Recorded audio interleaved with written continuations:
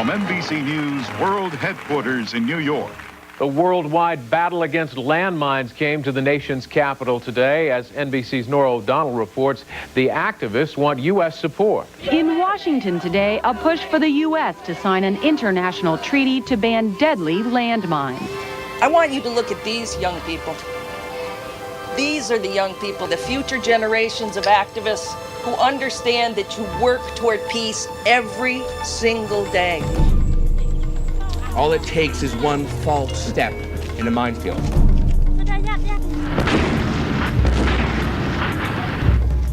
It happened to me one day, looking down and being disconnected from your body.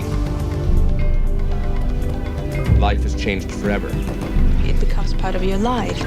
It is behind your house. Every day you go out and you're tiptoeing and not knowing exactly when your leg is going to be exploded. People who are walking to their wells to fetch water. People who are trying to cultivate their farms.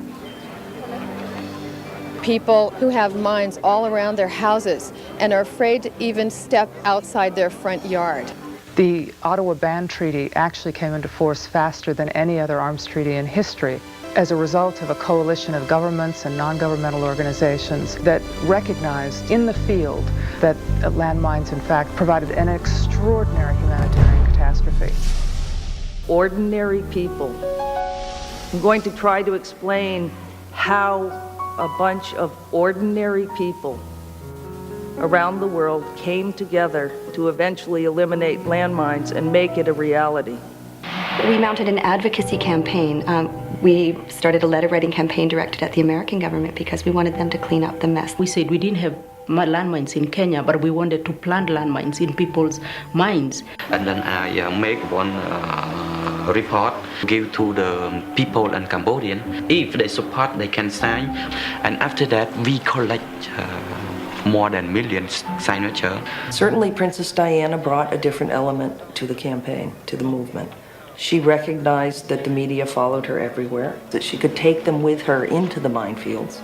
She could give a living face to the victims. We had governments begin to recognize that this was an issue that was growing in concern around the world. And they began to compete for leadership on this issue of global humanitarian concern. That was the first time, to my knowledge, the NGOs were sitting at the negotiating table, which was a tremendous factor. We were the experts from the field. We were the experts with the documentation. We knew what we were talking about, and they could not disregard us. So we decided to take the risk to issue a challenge which broke most of the normal conventions of the way you do things. To use that old expression, we rolled the dice on a Friday night.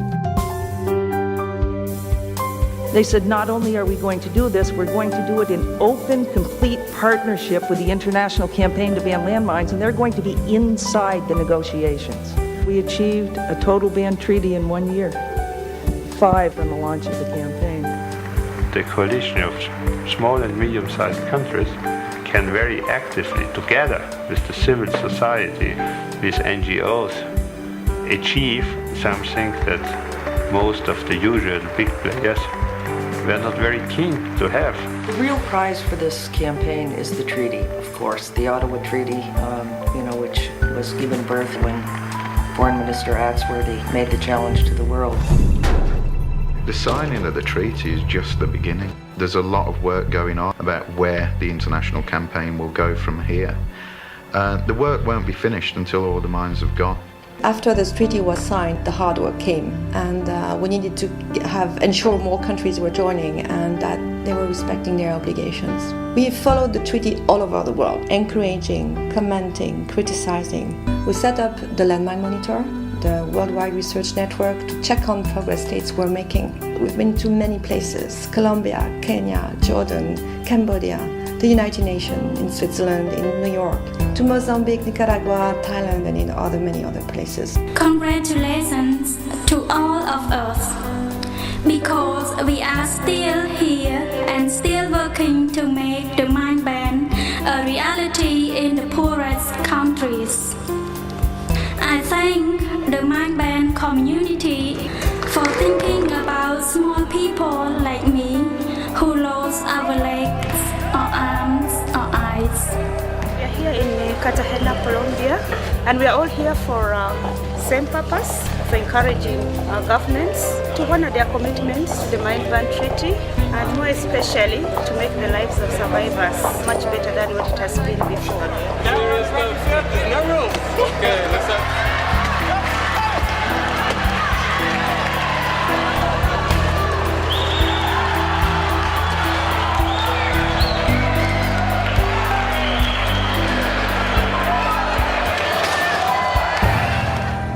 When the campaign started in 1992, more than 20,000 people were being killed or maimed by landmines worldwide every year. Now it's just over 4,000 people, a huge drop, but it's still every day someone, somewhere fall victims to these indiscriminate weapons. Around 20 countries have been declared mine-free, one for every year of the campaign. We will not stop until there is not one more new victim, not one more mine ever laid. Millions have been declared, thousands of kilometers of safe land released to people desperately in need of it.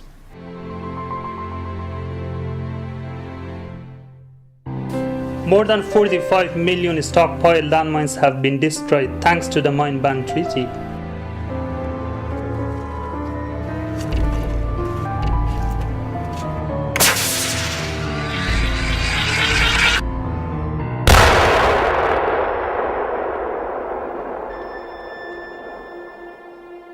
The Mind Ban Treaty is working, but it cannot work on its own. Our members around the world have been campaigning tirelessly, and now, 20 years on, we've got 80% of the world on board, and mines are becoming a relic of the past. Join the world. Join that great voice that shouts, "No more landmines." Lend your leg. Presta tu pierna. Posodi svojo nogo. Lend your leg. Remangate. Join us. The ICBL is a fully grown campaign of ordinary people in some 100 countries around the world that do extraordinary work of pushing for a mind-free world, bit by bit, every day.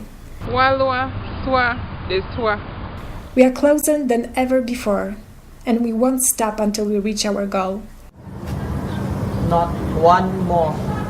We are challenging all of you today to stay and finish the job of getting the world rid of landmines, once and for all, in years, not decades to come.